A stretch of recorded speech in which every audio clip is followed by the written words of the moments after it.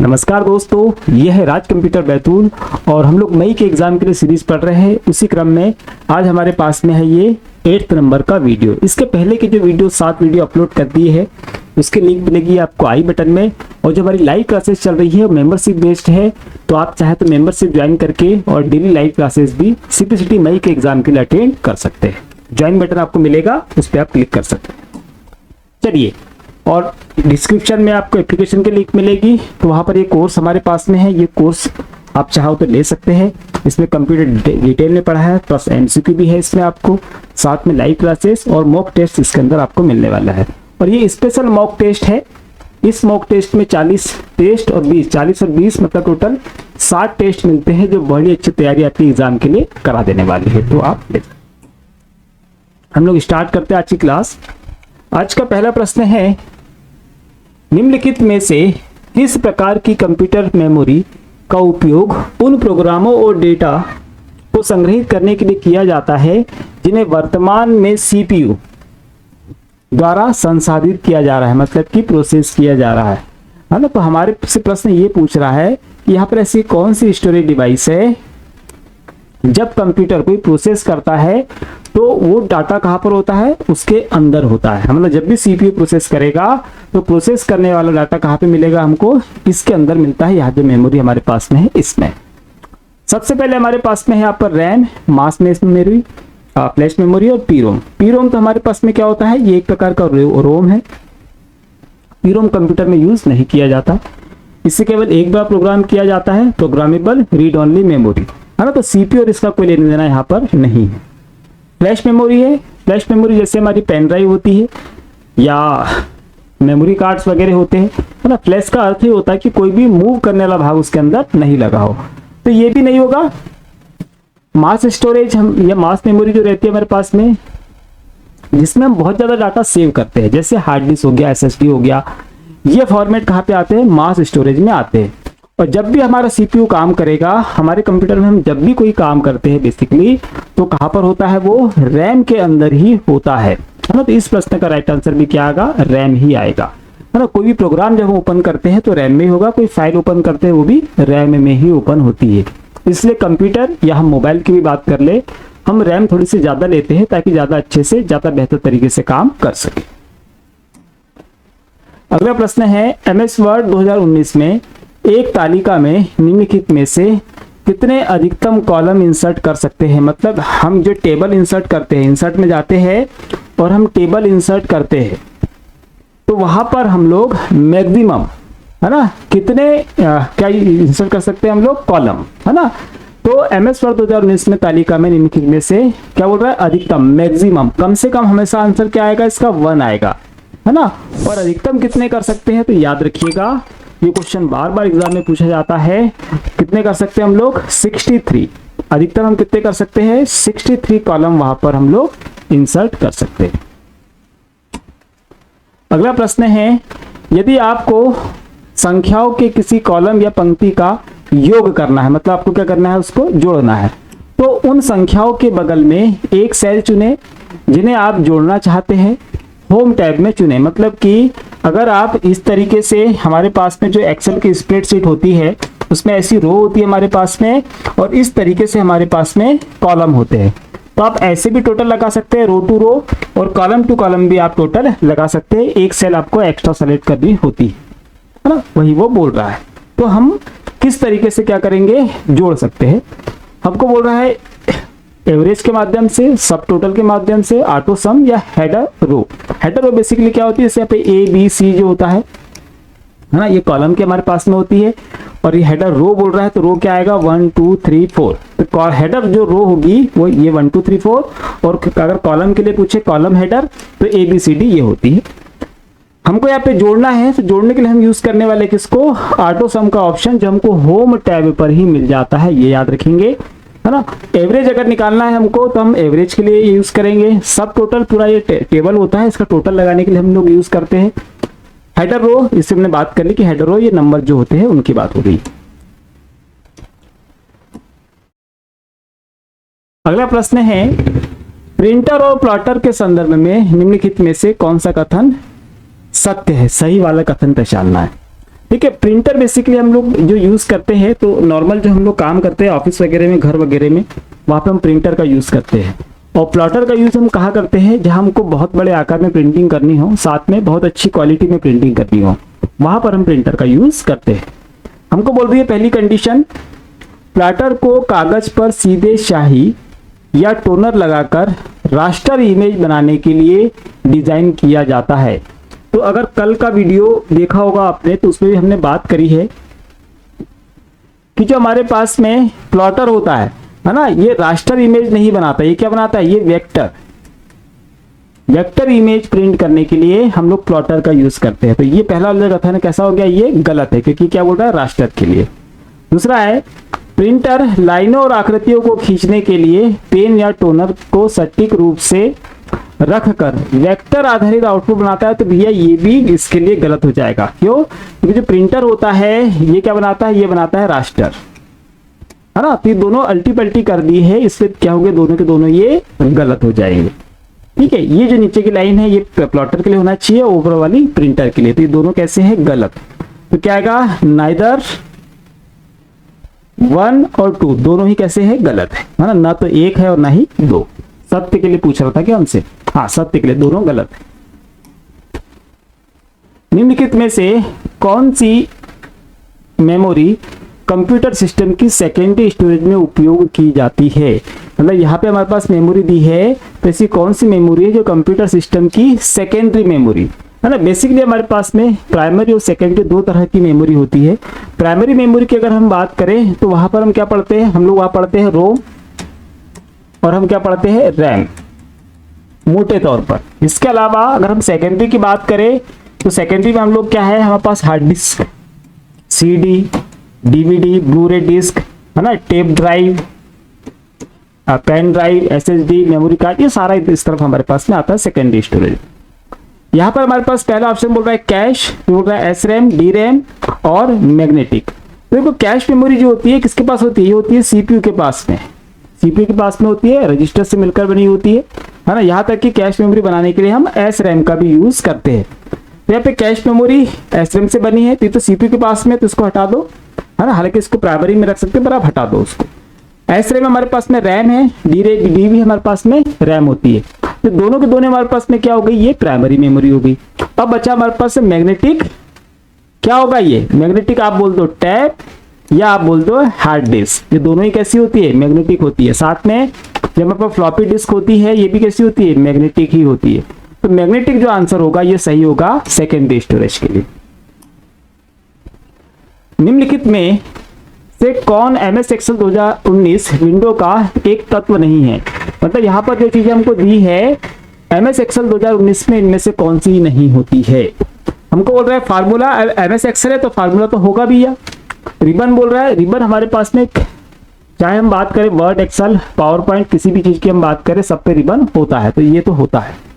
Status bar, तो status bar भी सभी जगह होता है और MS एक्सेल में भी वो होता है। स्लाइड सॉर्टर बोल रहा है, तो स्लाइड सॉर्टर जो होता है ये हमारे पास में पावर पॉइंट में होता है, ना कि MS एक्सेल में। इसलिए ये वाला आंसर कैसा हो जाएगा इसके लिए, गलत, है ना। नहीं के लिए पूछ रहा था तो कौन सा नहीं होता है, तो स्लाइड सॉर्टर नहीं होता है। स्लाइड सॉर्टर कहाँ पे होता है, MS पावर पॉइंट में होता है। सारी स्लाइडें एक जैसी हमको दिख जाती है, सारी एक, है ना, और उससे हम क्या कर सकते हैं, उसको सॉर्ट कर सकते हैं। मतलब वहां से सारी स्लाइड सॉर्टर व्यू में क्या होता है, जितनी भी स्लाइड हमारे पास में होती है सब हमको इस तरीके से दिखने लग जाती है ना। फिर यहाँ से हम किसी को भी सेलेक्ट के और उसकी जगह भी बदल सकते हैं स्लाइड सॉर्टर में। ये कहाँ मिलता है हमको, पावर पॉइंट में मिलता है, ये आप याद रखें। अगला प्रश्न है, किस प्रकार की प्रिंटर तकनीक एक इलेक्ट्रोस्टैटिक छवि बनाने के लिए एक फोटो सेंसिटिव ड्रम पर एक केंद्रीय लाइट बीम को पेश करके काम करती है। तो हमारे पास में एक ऐसे प्रिंटर की तकनीक पूछ रहा है जो इलेक्ट्रोस्टैटिक छवि, मतलब काफी ज्यादा स्पष्ट या साफ सुथरी और एकदम क्लीन टाइप की इमेज हमको बनाने की या प्रिंट हमको करने की जरूरत है। उसमें वो फोटो सेंसिटिव क्या यूज करने वाला है, ड्रम यूज करने वाला है। तो फोटो सेंसिटिव ड्रम और साथ में क्या क्या, केंद्रीय लाइट भी, मतलब क्या यूज करेगा, वो लेजर का यूज करेगा, है ना। तो हमको सीधे सीधे इतने ऑप्शन हमको पता चल जाता है कि हमारे पास में इस तरह का क्या होगा, एक ड्रम होगा, है ना, जो फोटो सेंसिटिव हम लोग ड्रम बोल रहे हैं, तो ये ड्रम होगा और इसके माध्यम से क्या होगा, प्रिंट होगा। इसके पहले लेजर से मार्क होगा, प्लस और माइनस आवेसी जो देते हैं, यहाँ पर स्याही आती है और वो स्याही कहाँ ट्रांसफर हो जाएगी, पेपर पे ट्रांसफर हो जाएगी, है ना, उसको गर्म कर दिया जाएगा।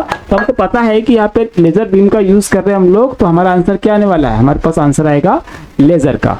इंकजेट क्या करता है, तो इंक स्प्रे स्याही की फुहार का यूज करता है। डीएमपी क्या करता है, तो हेड से प्रिंटिंग करता है, हैमर स्ट्रोक से, है ना, और रिबन का प्रयोग करता है। और लाइन प्रिंटर क्या है, ये भी एक प्रकार का इम्पैक्ट प्रिंटर है, ये भी रिबन का यूज करता है, एक बार में केवल एक लाइन प्रिंट करता है ना। तो ये वैसे भी ऑप्शन मैच नहीं करते हमारे प्रश्न से, हमारे प्रश्न से सिर्फ लेजर प्रिंटर जो है ये मैच करता है और इसी में ड्रम होता है, लेजर के माध्यम से प्रिंटिंग की जाती है। निम्न में से कौन सा एमएफपी का लाभ है? एमएफपी इसके पहले भी हम लोगों ने देखा है, क्या होता है, मल्टी फंक्शनल प्रिंटर, मतलब ऐसा प्रिंटर होगा जो प्रिंट भी करेगा, स्कैन भी करेगा और फोटोकॉपी भी करेगा, है ना। कई प्रिंटर इसके फैक्स भी करते हैं। तो मल्टी फंक्शनल प्रिंटर बेसिकली क्या, इससे क्या फायदा हमको मिलेगा, नो कॉस्ट, भाई पैसे तो हमको लगेंगे, है ना। ऑलवेज डिस्कनेक्टेड रखने की जरूरत नहीं, हमको कनेक्ट करना पड़ेगा।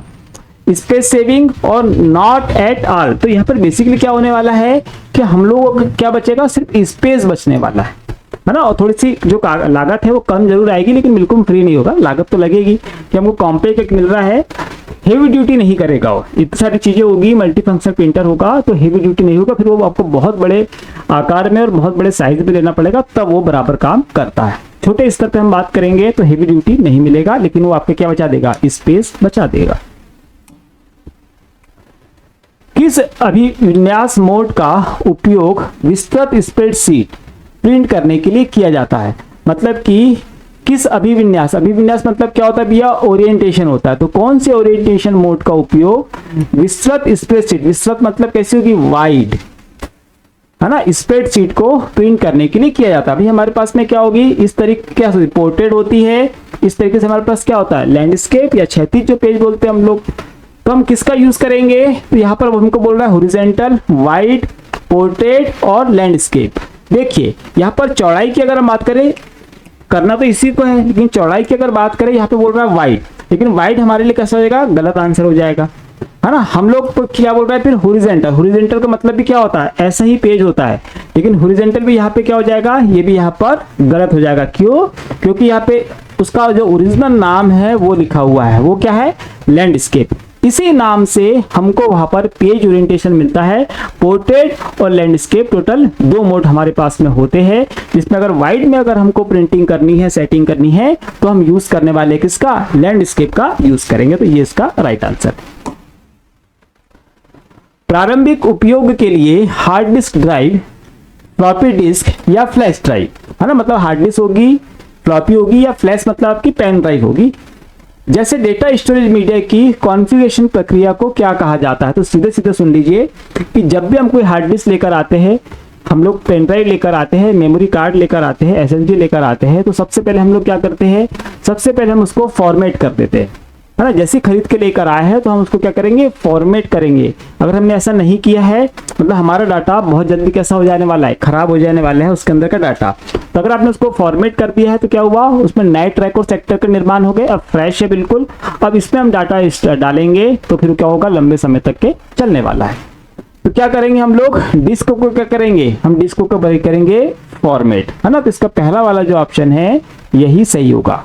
ट्रैकिंग नहीं करेंगे, स्कैटरिंग ये तो हम यूज ही नहीं करते यहाँ पर, क्रैशिंग मतलब खराब होना हो रहा है ना। क्या करेंगे हम लोग, फॉर्मेट करेंगे।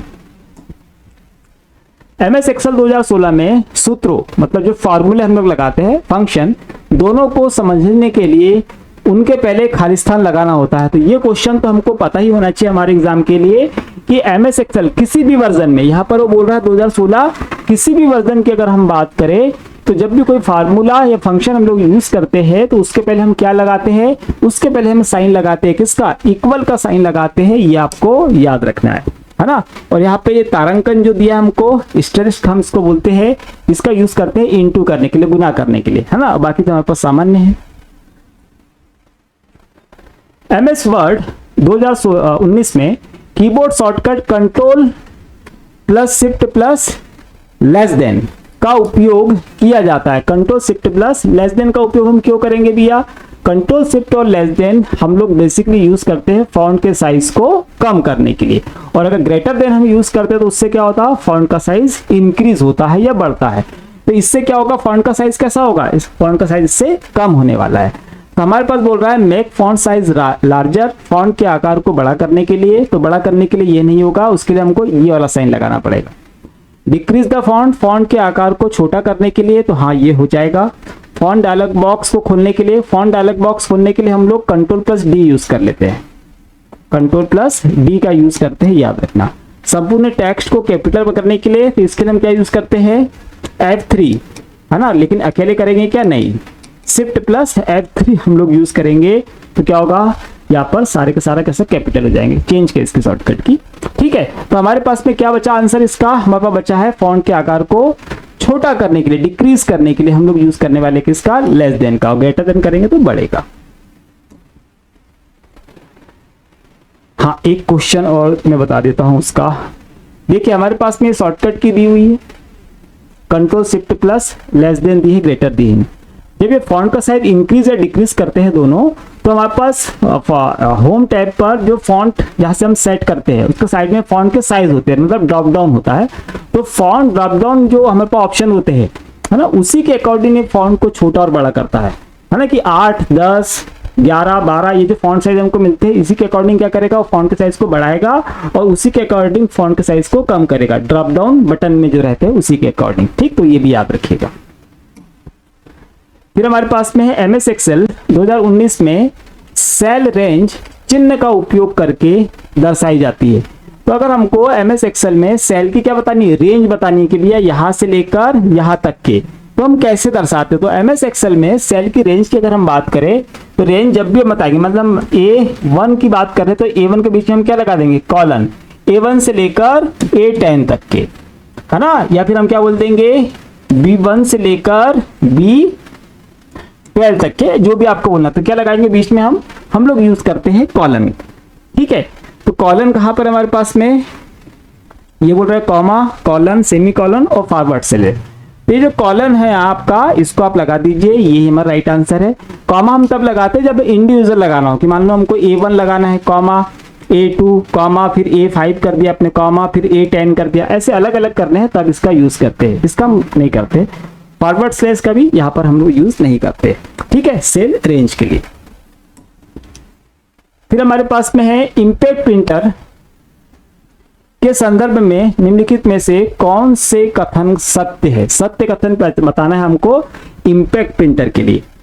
हमको बोल रहा है यह एक प्रकार के प्रिंटर है जो स्याही रिबन के कागज के साथ सीधे संपर्क के द्वारा काम करता है। तो ये सही है भैया, इंपैक्ट प्रिंटर जितने भी है ये रिबन और पेपर के संपर्क में सीधे आते हैं। जैसे हमारे पास DMP प्रिंटर है, ड्रम प्रिंटर है, हमारे पास बैंड प्रिंटर है ना, या हमारे पास में डेजिबल प्रिंटर है, ये सीधे के सीधे संपर्क में आते हैं रिबन और कागज के। तो ये बिल्कुल सही है।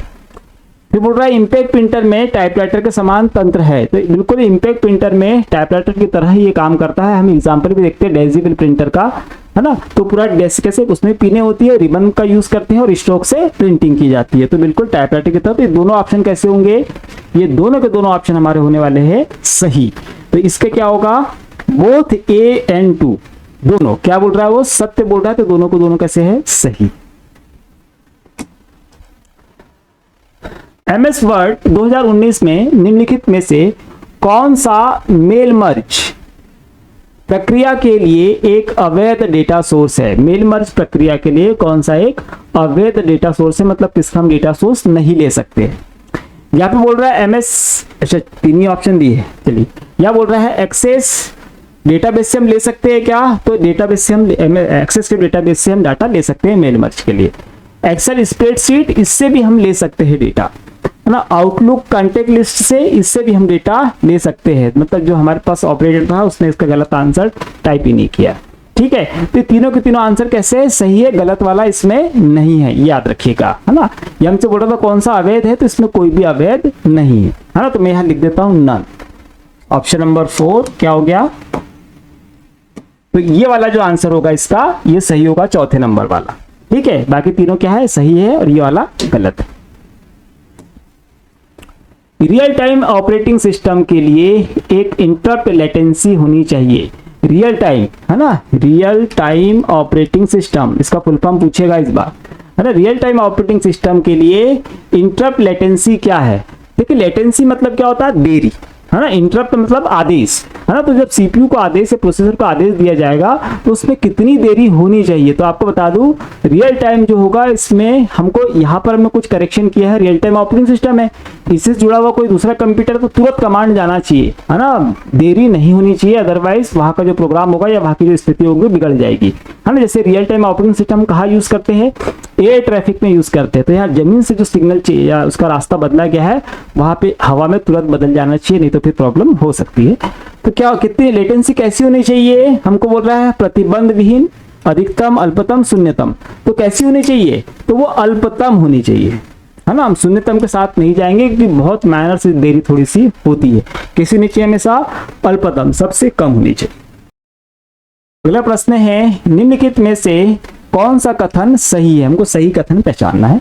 हमको बोल रहा है मदरबोर्ड को हार्डवेयर और सॉफ्टवेयर दोनों माने जाते हैं। तो भैया ये तो गलत हो गया, क्योंकि मदरबोर्ड क्या है? वो सिर्फ हार्डवेयर है ना, सॉफ्टवेयर नहीं है, इसलिए ये वाला ऑप्शन कैसा है? गलत है। हमको बोल रहा है कंपाइलर और इंटरप्रेटर को लैंग्वेज प्रोसेसर के रूप में जाना जाता है। देखिए कंपाइलर क्या होता है? ये हमारे कंपाइलर है, इंटरप्रेटर दोनों के दोनों लैंग्वेज ट्रांसलेटर है, दोनों में अंतर पूछा जाता है। कंपाइलर एक बार में पूरे प्रोग्राम को ट्रांसलेट कर देता है, जबकि इंटरप्रेटर एक बार में केवल एक सेंटेंस को करता है, याद रखिएगा। दोनों क्या है? लैंग्वेज ट्रांसलेटर है, ट्रांसलेट करते हैं। अब ये बोल रहा है कंपाइलर इंटरप्रेटर लैंग्वेज को प्रोसेस के लिए भी जाना जाता है। तो ये कैसा है? ये सही है। तो उसको ट्रांसलेट करेगा तभी तो प्रोसेस होगा, है ना। तो ट्रांसलेट कर रहा है इसलिए वो प्रोसेसर का प्रोसेस कराने का हिस्सा है। तो इसका जो ऑप्शन नंबर 2 है वो कैसा है? सही है। तो केवल ऑप्शन नंबर 2 जो है वो सही है, ये वाला। कंप्यूटर के संदर्भ में एनआईसी का पूर्ण रूप क्या है? एनआईसी हम लोग यूज करते हैं इंटरनेट कनेक्ट करने के लिए। हम जो केबल यूज करते हैं ये वाला केबल, है ना। इंटरनेट यूज करने के लिए हम ये केबल लगाते हैं, तो ये वाला कनेक्टर हम लगाते हैं किसमें? लैन कार्ड में, है ना। यहाँ पे लैन कार्ड कल दिखा देंगे, हाँ। तो लैन कार्ड में लगाते हैं हम लोग मदरबोर्ड के। अब होता क्या है बेसिकली, यहाँ पे ये कनेक्टर लगा हुआ है, इसका क्या नाम है? इसका नाम है RJ45 कनेक्टर, है ना। ये जो कनेक्टर लगा हुआ है यहाँ पर, इसका यूज हम करते हैं, ये लैन केबल है। तो कहाँ लगाते हैं हम लोग? एनआईसी कार्ड में। क्या फुल फॉर्म होगा उसका? और एनआईसी कार्ड को हम क्या बोलते हैं? लैन कार्ड भी बोलते हैं, साथ में ईथरनेट कार्ड भी इसी को हम बोलते हैं, ये याद रखिएगा। और इसी का जो एड्रेस होता है वो फिजिकल एड्रेस कहलाता है, जिसको हम मैक एड्रेस बोलते हैं। फिलहाल सिर्फ एनआईसी का हमको फुल फॉर्म बनाना है, तो नेटवर्क इंटरफेस कार्ड, है ना। तो network interface card, network interface card, ये वाला जो आंसर है ये सही है, network interface card. MS word 2019 में डबल अंडरलाइन के लिए शॉर्टकट की क्या है? डबल अंडरलाइन, सिंगल की तो हमको पता ही है, क्या लगाएंगे? Ctrl+U, है ना। सीधे सीधे लिख देता हूं, Ctrl+U से हम क्या आ जाएगी? सिंगल अंडरलाइन आ जाएगी। अब हमको डबल अंडरलाइन लगानी है, तो हम किससे लगाएंगे? डबल अंडरलाइन के हम यूज करते हैं Ctrl+Shift+D, इसका यूज करके हम लोग डबल अंडरलाइन लगा सकते हैं। इसको याद रखना, ये बार बार पूछा जाता है एग्जाम में। लैपटॉप पीसी किसके उदाहरण है? लैपटॉप और जो पीसी है ये किसके उदाहरण है? हमको बोल रहा है माइक्रो कंप्यूटर के, मेन फ्रेम, सुपर या मिनी। तो हमारे पास जो माइक्रो कंप्यूटर होते हैं, है ना, इसमें हमारे पास में क्या आता है? एक डेस्कटॉप, फिर आता है लैपटॉप, फिर आता है हमारे पास टैबलेट, फिर हमारे पास में आता है PDA, है ना। और आजकल हम मोबाइल भी रख लेते हैं। और डेस्कटॉप, लैपटॉप, टैबलेट, और एक हमारे पास में जो आता है जो PDA के पहले आता है वो आता है प्लम टॉप। ठीक है, तो कुल मिला के हमारे पास में 5 ही होते हैं। मोबाइल को भी आजकल हम रख लेते हैं उसमें, ये भी याद रखिए। कहाँ पर है ये सारे के सारे आपके माइक्रो कंप्यूटर। तो लैपटॉप भी हो गया, पीसी मतलब डेस्कटॉप भी हो गया, तो क्या आ जाएगा आंसर? Micro computer. चलिए, तो ये हो गई हमारी आज का वीडियो हो गया। और आप चैनल को सब्सक्राइब जरूर करिए। सब्सक्राइब करेंगे, जितने ज़्यादा से ज़्यादा लोग जुड़ेंगे उतने ज़्यादा फिर हम और मेहनत करके अच्छा कंटेंट लेकर आएंगे। तो आप चैनल को सब्सक्राइब करें और वीडियो को शेयर जरूर करें, ज़्यादा से ज़्यादा लोगों तक पहुँचाएं। और लाइक करिए, और हाइप का ऑप्शन आता है तो आप हाइप भी कर सकते हैं इसके लिए। ठीक है, तो ये सीरीज चल रही है हमारी, टोटल 30 वीडियो इसमें होने वाले हैं और एग्जाम तक के ये सीरीज चलने वाली है। हम मिलते हैं कल नए वीडियो के साथ में, तब तक के लिए जय हिंद।